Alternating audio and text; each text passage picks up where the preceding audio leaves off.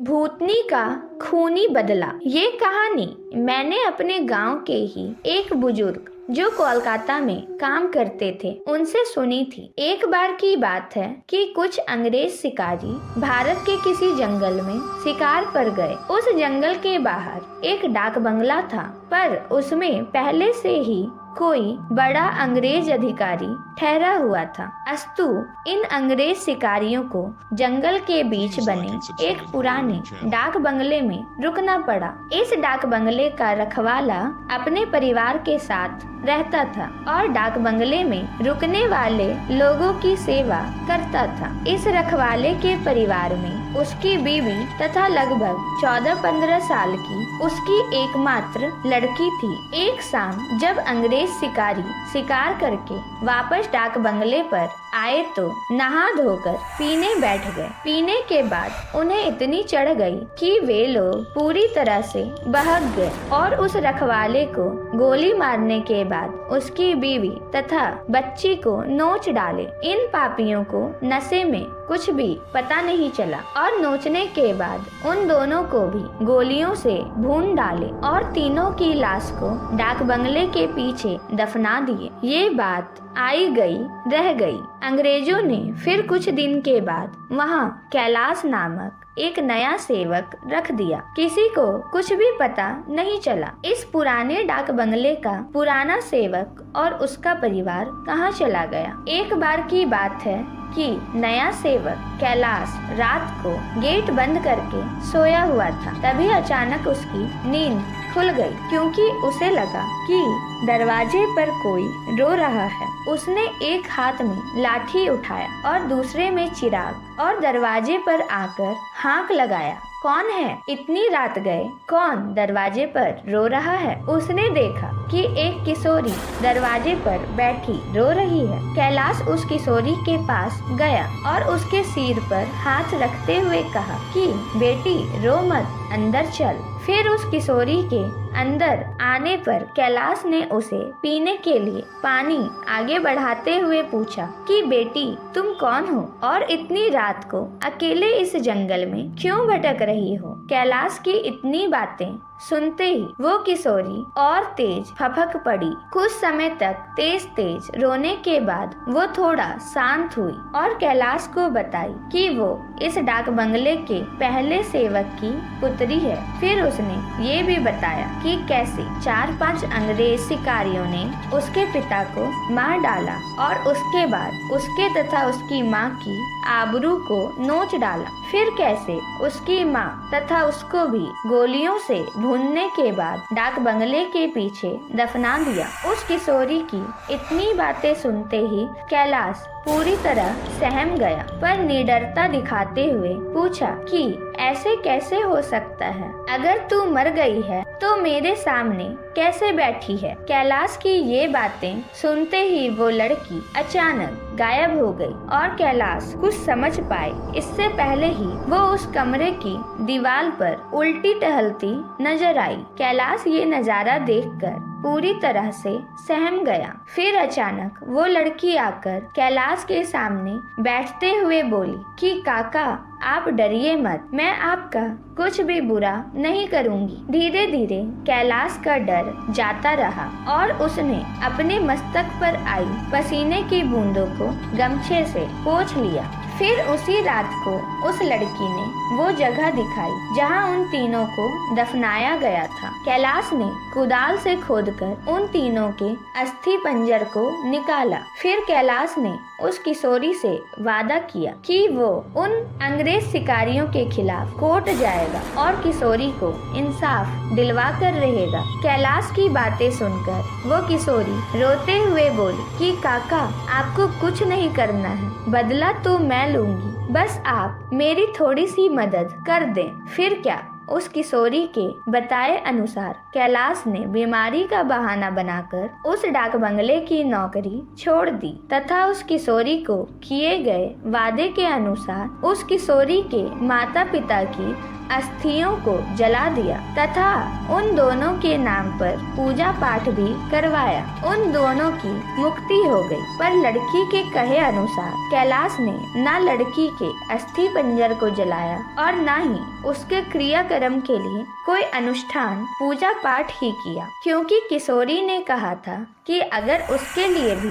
पूजा पाठ हो गई तो वो इस भूतही योनि से मुक्त हो जाएगी और फिर उन दरिंदों से बदला नहीं ले पाएगी। समय बीतता गया और अब इस डाक बंगले में कोई नया सेवक आने को भी तैयार नहीं होता, क्योंकि कैलाश वहीं आसपास मंडराता रहता और नए आने वाले सेवक को भूतही कहानी सुनाकर भगा देता। कभी कभी वो किशोरी भी अपनी भूतही कारनामे से आने वाले नए सेवक को 9-2-11 कर देती। पर उस बंगले पर शिकारियों का आना कम नहीं हुआ। वे आते और खुद ही अपनी व्यवस्था करते, पर जो अब आता वो वापस नहीं जाता, क्योंकि उस डाक बंगले में ठहरने वाला हर अंग्रेज शिकारी उस लड़की का शिकार हो जाता। कभी कभी तो ऐसा होता कि वो लड़की किसी अंग्रेज शिकारी को अपने लटकों झटकों में फंसाकर उस डाक बंगले में लाती और रात को अपने असली रूप में आ जाती और डराकर उस अंग्रेज को मार डालती और उसका खून पी जाती। ये क्रम चलता रहा और उस डाक बंगले में मरने वाले अंग्रेज शिकारियों की मौत रहस्य ही बनी रही। अंग्रेज अधिकारियों के लाख कोशिश के बावजूद न हत्यारा पकड़ में आता और नहीं मरने वाला अंग्रेज शिकारियों अधिकारियों के मौत का कारण पता चलता। धीरे धीरे ये खबर आसपास के क्षेत्रों में अंग्रेज शिकारियों आदि में फैल गई कि पुराने डाक बंगले में ठहरने वाले हर शिकारी की रात तो होती है, पर वो दूसरे दिन का सूरज नहीं देख पाता। 2-3 और वर्ष बीते और अब वो डाक बंगला खंडहर हो गया, क्योंकि अब किसी में भी हिम्मत नहीं थी कि वहाँ ठहरे। आखिर किसको अपनी जान की परवाह नहीं होती है। पर वो किशोरी भूतनी जो अब युवती बन गई थी, उसी डाक बंगले में रहकर अपने हत्यारों का इंतजार करती। दिन में उधर आने जाने वाले लोगों को उसका एहसास होता, क्योंकि वो बराबर रोती रहती पर किसी को दिखाई नहीं देती। एक बार की बात है कि वो युवा भूतनी उस जंगल में रह रहे एक युवा भूत तथा युवा भूतनी के संपर्क में आई। ये दोनों आदिवासी थे और जंगल में लकड़ी काटते समय किसी अंग्रेज शिकारी के शिकार बन गए थे। युवा भूतनी उन दोनों को लेकर शहर की ओर निकल गई। युवा भूतनी उन दोनों भूत भूतनी के साथ शहर में घूम घूम कर अपने हत्यारों की तलाश करती रही। 2-3 दिन की मेहनत के बाद ही वो अपने हत्यारों को पहचान ली। एक दिन वो शाम के समय खूब खूबसूरत युवती बनकर उनमें से एक हत्यारे अंग्रेज शिकारी के घर पर गई। घर पर उस अंग्रेज के सिवा कोई नहीं था। फिर उसने खूब लटके झटके दिखाए और उस अंग्रेज को अपनी सुंदरता में फांस लिया। रूप लुभावन हो तो अच्छों को फंसते देर नहीं लगती। योजना के अनुसार वो दूसरे दिन भी उस अंग्रेज से मिली। फिर उसे पूरी तरह विश्वास में लेने के बाद एक दिन कही कि क्यों नहीं हम लोग शिकार पर चले। अंग्रेज ने कहा कि अच्छी बात है, मेरे कुछ मित्र शिकारी हैं, उन्हें भी लेकर चलते हैं। फिर क्या था, उस युवती भूतनी ने उस अंग्रेज से कहा कि मेरी एक और सहेली है, वो भी बहुत ही खूबसूरत है और शिकार पर जाना पसंद करेगी। फिर दूसरे दिन उस युवती भूतनी ने अपने साथ आए हुए दूसरी युवा भूतनी से उस अंग्रेज शिकारी को मिलवाया। अब तो अंग्रेज पूरी तरह उस भूतनी के माया जाल रूप जाल में फंस चुका था। एक दिन सुबह सुबह वो अपने उन्हीं पुराने दोस्तों के साथ जंगल की ओर निकल पड़ा। दिन भर शिकार करते रहे और खूब मौज मस्ती भी। शाम होने को आई तो अंग्रेज शिकारियों ने कहा कि अब सूर्य ढलने लगा है, क्यों ना हम लोग वापस शहर लौट चले। अंग्रेज की बात सुनकर उस युवा भूतनी ने कहा कि ना आज रात हम लोग यहीं ठहरकर जंगल का आनंद उठाते हैं। पर एक अंग्रेज शिकारी ने कहा कि हमने पहले से डाक बंगला तो बुक किया नहीं है, ठहरेंगे कहाँ। फिर क्या था, वो युवा भूतनी मुस्कुराई और बोली कि इसी जंगल में दूसरी ओर मेरे एक मित्र आदिवासी की कुटिया है, हम रात वहीं बिताएंगे और खूब मौज मस्ती करेंगे।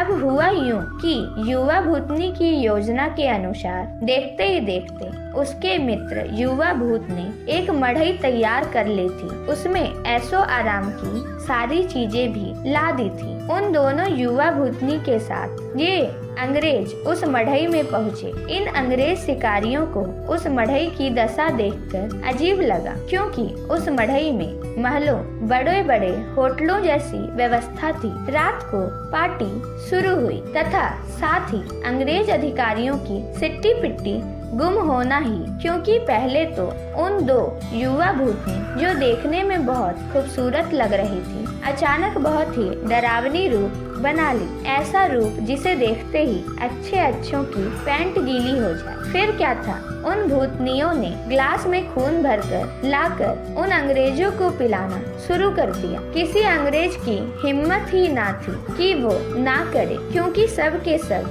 पूरी तरह से डरे हुए थे और कांप रहे थे। अचानक आदिवासी युवा भी विकराल रूप में आ गया और अचानक उछलकर पास के एक मोटे पेड़ की मोटी शाखा को उछलकर इतना जोर से खींचा कि चर्र की आवाज के साथ वो मोटी शाखा टूट गई। उसके बाद वो विकराल भूत उन अंग्रेज शिकारियों में से एक को पकड़कर पैर के नीचे दबाकर देखते ही देखते चीर दिया और उसके खून को पीने लगा। उसका खून पीते देख दोनों भूतनियों ने लंबी लंबी विकराल जीभ निकालते हुए खून पीने में उसका साथ देने लगी और साथ ही अपने बड़े बड़े नाखूनों से शरीर जगह जगह से चीरने लगी। उस युवा भूतनी ने तो भयानक आवाज निकालते हुए दौड़कर एक दूसरे अंग्रेज शिकारी के पास पहुंची और उसकी आंखों में अपने विकराल भाले जैसे नखों को डालकर उसकी दोनों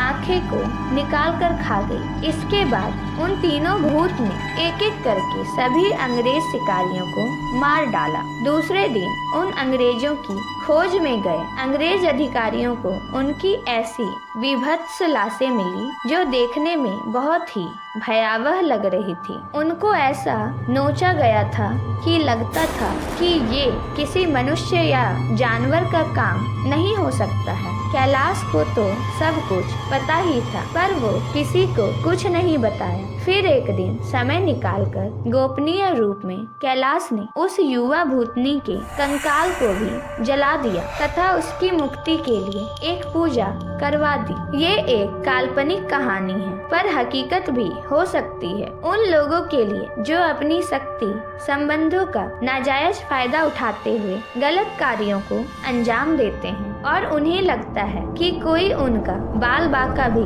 नहीं कर सकता। हमेशा वैसा ही कार्य करें जैसा आप दूसरों से अपने तथा अपनों के प्रति चाहते हैं। जय बजरंगबली। दोस्तों, ऐसी ही मजेदार कहानियाँ सुनने के लिए इस वीडियो को लाइक करें और हाँ, हमारे चैनल को सब्सक्राइब करना मत भूलें।